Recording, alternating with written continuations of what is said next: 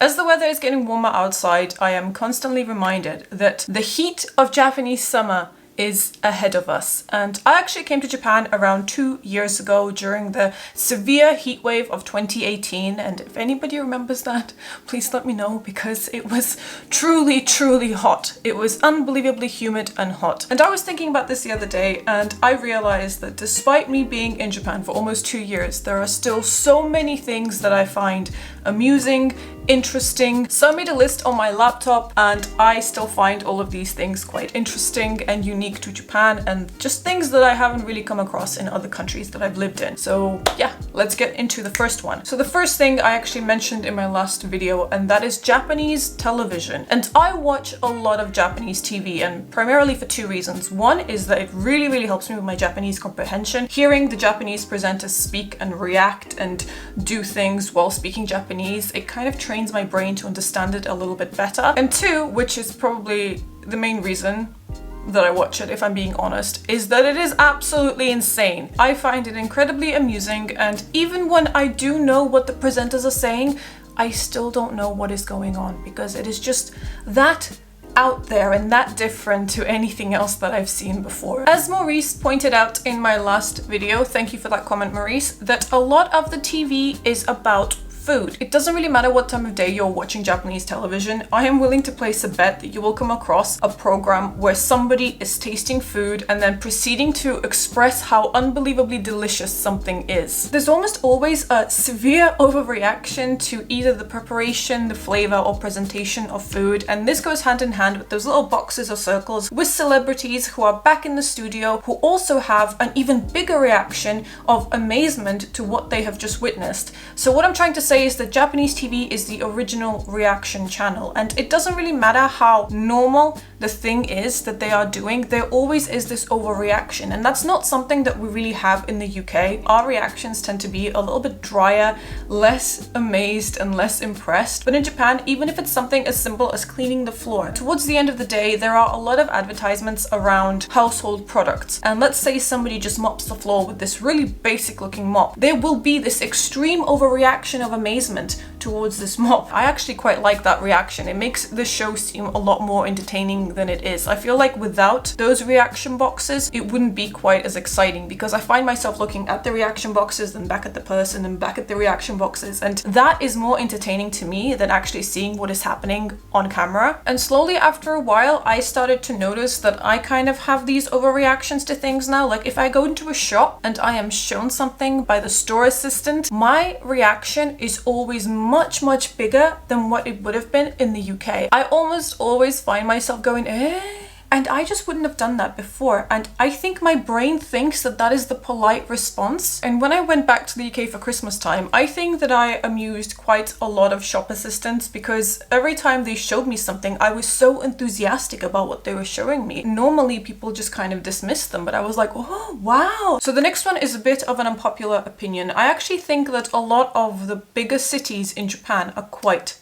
noisy. I've lived in Nishitakashima-daiwa, which was incredibly quiet, but then I also lived in areas like Shinjuku, and those places can be, especially in central areas of those cities, they can be so unbelievably noisy. But even if you live in residential areas like I am right now, where I am so far away from the hustle and bustle of the city, everything should be quiet, I still come across unnecessary noise from the outside that if I didn't know what it was, I would find it quite eerie. For example, earlier today, there was a moving skip outside. It was basically a van or a truck or something, and they were collecting electrical goods from people, and it sounded like this. こちらは廃品回収車です。岡西内でご不要になりましたテレビ、エアコン、オーディオ。 So it was blurring this audio, and if you're Japanese, you're probably thinking they probably want my electrical trash. But if you're a foreigner and it's your first time in Japan and you've never heard anything like this before, it is terrifying, especially now with the pandemic outside, except now the outside also sounds like a dystopian Japanese Deus Ex. I also want to mention emergency alerts. So yesterday I was getting ready for bed and I was just scrolling through my phone and looking at Instagram and my photos, and then the most unnerving, terrifying, loudest alarm went off, and it was an earthquake alert. And an earthquake alert on your phone looks like this, and it's presented alongside this really high-pitched, really loud noise, as well as a lady saying "jishin desu." Jishin is earthquake in Japanese.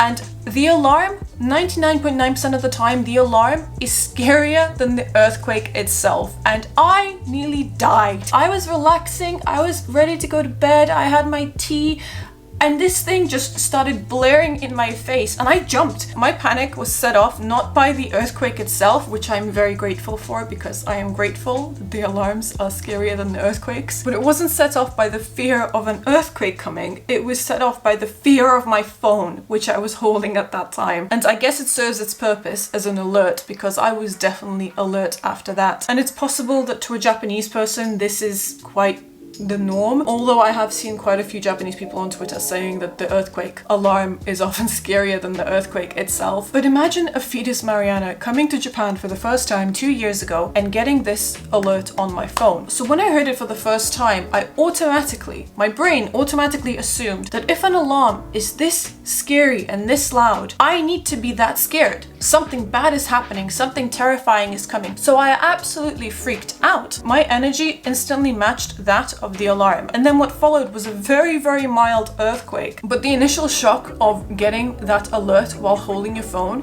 it is terrifying.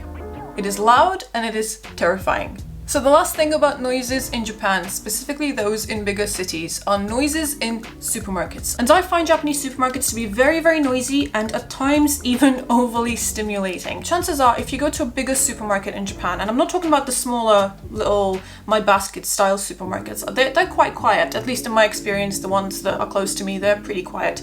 But if you go to a bigger supermarket in Japan, you are greeted with songs and colors alongside animations about how amazing eggs are, what eggs can do for you, how wonderful fish is, and strawberries. There's a lot of songs about strawberries alongside little mascots and little strawberry animations. My point is that supermarkets in Japan are very, very lively places to be, and I just think Japan is very, very proud of its locally produced ingredients. A lot of the fruits and meats and cheeses that are in Japan, in fact, I'd say most of those things that are currently in Japan are from Japan. So one, it makes them very expensive because they're locally produced, everything is controlled. But number two, it also makes them very, very perfect and delicious, and the quality has a high standard. I feel like all the jingles and all the advertisements and all the overreactions on TV are just appreciative of the quality of this produce and also the care and the hard work that the producers put into creating it. So the next thing I want to talk about is display culture. And what I mean is letting you see what something looks like, smells like, or feels like before you buy it. And this is fairly standard in the UK when it comes to things like fragrances or room scents or candles. You can always go to John Lewis and see what a candle smells like. That's nothing new. But in Japan, I feel like they go a step further. And food is another big thing here. I feel like there's a theme happening where Japan is very, very proud of their food, and they should be proud of their food because their food is delicious. Food is such a big part of display culture here. There's a whole industry behind creating fake food just to display in restaurant windows. And if any of you were here during the summer of 2018, like me, as I've mentioned, you will remember how the fake food was melting in the windows. It was that hot, it was melting. Even though I've seen this fake food here a million times, I feel like it's something that I really would have gotten used to by now. But even now, I will stand outside a restaurant and just look at it and appreciate it, because the amount of detail and how realistic it looks still amazes me. I'm so impressed by the craftsmanship and the time that is put into making this fake food, and it looks so real. I genuinely think that if somebody knows nothing about Japan, has never seen the fake food thing in Japan, comes to Japan and then sees it in the window, they will not know the difference between real food and fake food. They will never know. They will just think, oh wow, they're displaying real food in the windows. And sometimes it feels like that. Sometimes I think, is that real food?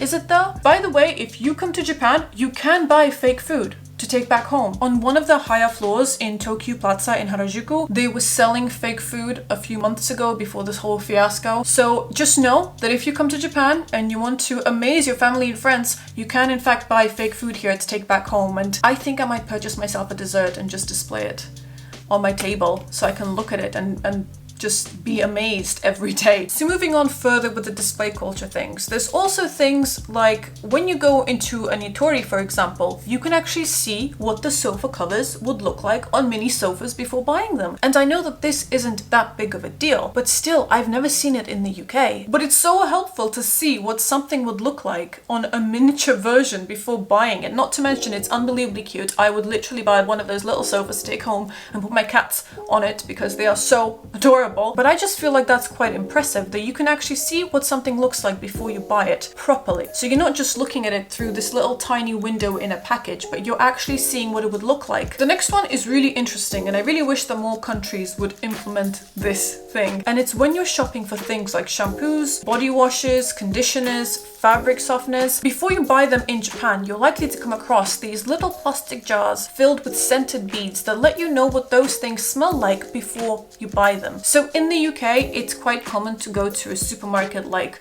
Asda or Tesco's, or if you fancy Waitrose. And I guarantee if you stand long enough in the fabric softener aisle, you will see somebody open the fabric softener and smell it, just to make sure that they like the scent before they buy it. I don't particularly want to buy a product which has already been opened, and I feel like in a lot of places in Japan, the need for opening the product to see what it smells like has been eliminated. But again, here I am talking specifically about the UK because I don't know if that's a thing in your country. Let me know in the comments below if that is actually a thing in your country. But people in the UK love to test things before they buy them. We love to spray deodorants in the air before buying them. We like to open shampoos and smell them before buying them. It's very, very common to see that, and I just prefer having those little samples at the front that stop people from opening your potential future product. The next thing is Halloween. I am deeply confused about Japan's handling of Halloween. It's not bad.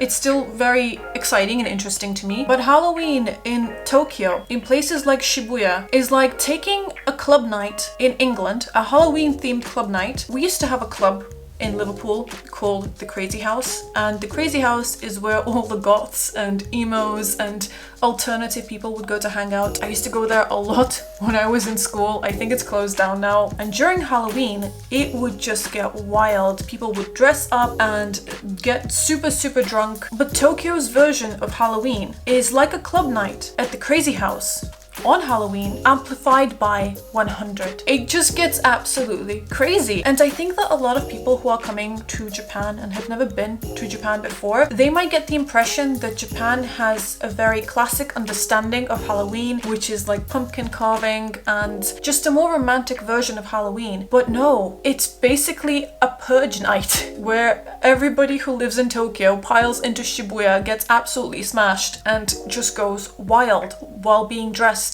in a costume. But Japan seemed to have taken the American version of Halloween and just amplified it into so far away from the traditional American celebration to a huge party night. In case you don't know about this, but last year they actually banned drinking in Shibuya because it got too rowdy. I really wish I knew why Japanese people want to party so much on Halloween, but I guess I'll never know. If you do, please let me know. So the penultimate thing that I wanted to talk about that still surprises me about Japan to this day is trust. And the reason I'm saying trust is because when I walk outside of my apartment and I walk past all the little houses, I see a lot of people place decorations outside their front doors. Things like little gnomes or little fairies or just trinkets of some kind, and they look really, really pretty, but they can also be stolen. And if I did that in England, my shit would get stolen. But here I will walk past the same house every single day and I will see the same little fairy like sit on their fence just within arm's reach, like somebody could easily take it. Nobody takes it, and that impresses me so freaking much. Like, I am genuinely so amazed by that, and it makes me so happy to know that trust is such a big part of community here. And I really hope that it remains that way forever because it's lovely. It's honestly so nice, and it makes me feel so happy walking past people's homes, knowing that they can leave these little things outside their homes and feel like nobody in the community would breach that trust. Okay, so the very last thing is actually a bit different. I was recently reading about Japanese watermelons on the internet, as you do. Quarantine has done strange things to my head. But recently, I've discovered something about the way Japanese people eat watermelons that I have never heard of in my entire life. And it's probably because I only ate watermelon here at home. I've never eaten it in a restaurant. I've never had somebody else serve it to me. But apparently, it's quite common to eat watermelon with salt. I'm just gonna pop into my supermarket and get some watermelon. We've also run out of a couple of like essential things, so I'm just gonna quickly grab them while I'm out there. Let's see what it tastes like. I've also heard that in Italy, they eat it with lemon, and that sounds pretty normal to me. I feel like putting something citrusy on top of your watermelon makes sense. But salt? Really? I don't know. Maybe it will bring out the sweetness more. We'll try it. Okay, so I'm a little bit nervous to do this because I don't want it to taste bad. So maybe just a little bit. Is this too much? I've never done this. Is there a way for me to like cover it so it doesn't look suspicious? Are you ready? Mm-hmm. Hold on. I'll give you a piece. Okay? Okay. There you go. Thank you.